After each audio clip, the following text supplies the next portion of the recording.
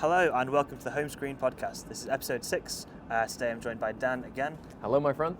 We have just finished watching Civil War, the new Alex Garland film, and I'm pretty sure it's safe to say we both think it was absolutely incredible. Yeah. If there's any background noise, we apologise. We are sat underneath a railway bridge, which is not the most ideal place, but we should be fine. So, Dan, what did you think of Civil War? Honestly, in the spirit of Civil War, we're delivering an urban recording. This was Alex Garland's best film, in my opinion.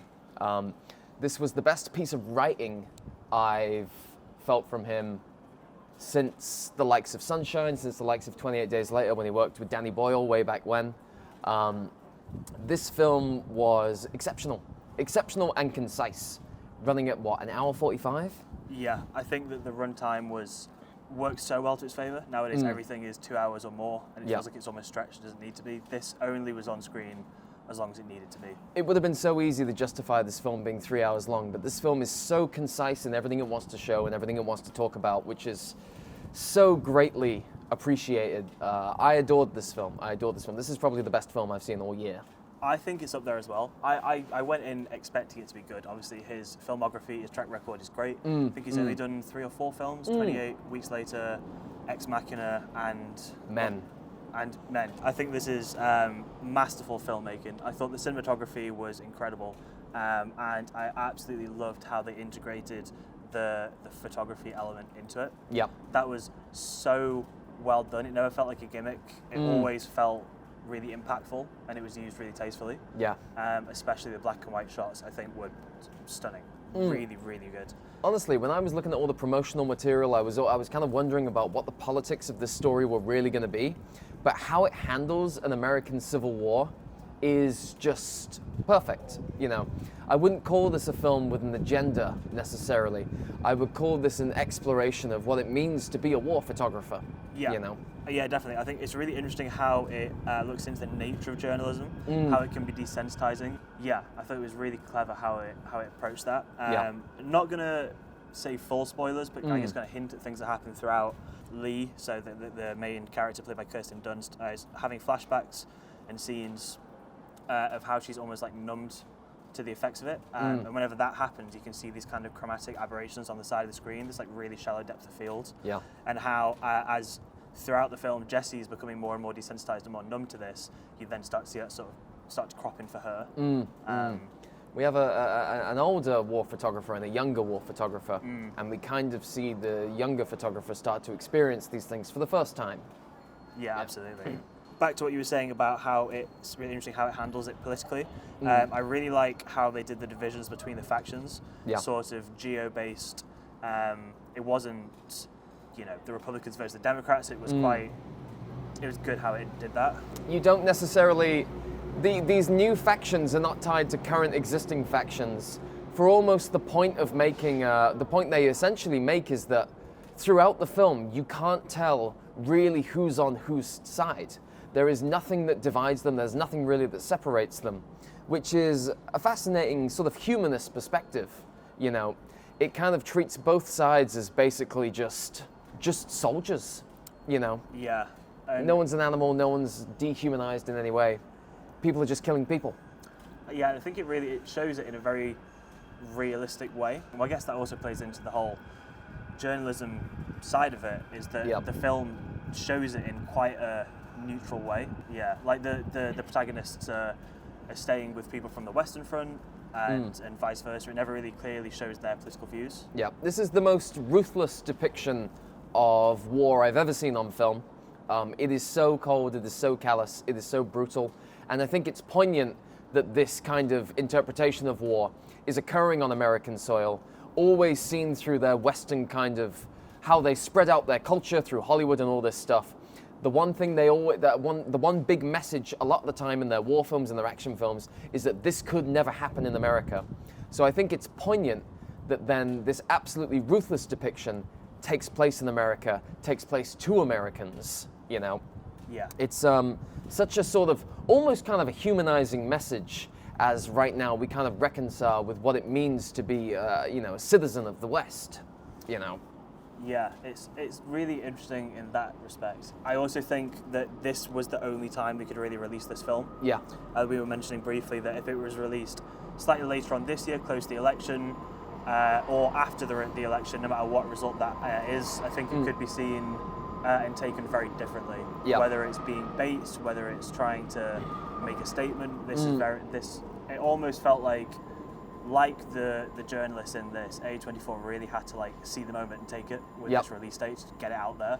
And it's interesting how like there's this kind of strange throughout the whole film, as you say, like similar to in reference to Lee's character, there is this strange detachment towards everything you're seeing. How the film is constructed in terms of its micro features, in terms of its music, its cinematography, everything is detached. And it gives off this impression that no matter who wins the Civil War, nothing really changes, you know, which I think is a fantastic anti-war message, and you see it throughout history. Also, like documenting how modern warfare is and how like, you know, scary it can be. Yeah. We were saying that, like, I guess to use a lot of the military equipment in this, I guess the film had to be okayed by the American, like, Ministry of Defense and things. But then is this almost inadvertently or advertently, you know, propaganda? Is it almost shown to the rest of the world, like, if this happened, here is the might of the American military forces. I know that Alex Garland didn't make this to show, look how military capable America is, but it does inadvertently show that to the world. One thing I thought was really interesting is that in reference to that, the weaponry that's used in this film is very, very traditional. Yeah. Like, there is no drone warfare doesn't feature in this film at all. There are no drones whatsoever. Yeah. Which makes me think that, like, to some degree, obviously, it's kind of what they can get their hands on, I suppose. But there's also kind of an interesting idea of, like, it is still to some degree, despite it being what feels like such a realistic depiction, there is artistic license taken with the warfare that exists, you know. Yeah. It's not like, you know, some current conflicts where there is an enormous use of drones. It is still to some degree, it is very much like, this is like the American movie. When you look at this film, it looks like how we think America looks, you know. Which I think must be some degree to, like, obviously what Hollywood does, but also the fact that Alex Garland is not from the US, you know. True.